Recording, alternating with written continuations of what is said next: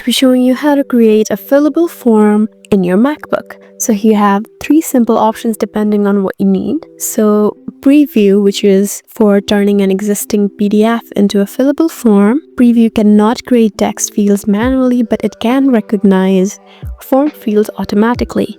So what you need to do is open your PDF in preview so you can just detect fields or click on any blue highlighted area to type and save. But this is not good for creating forms from scratch. So we'll try the option with pages. So this is the best free method for designing a form. Just go ahead and find your launchpad and search for pages.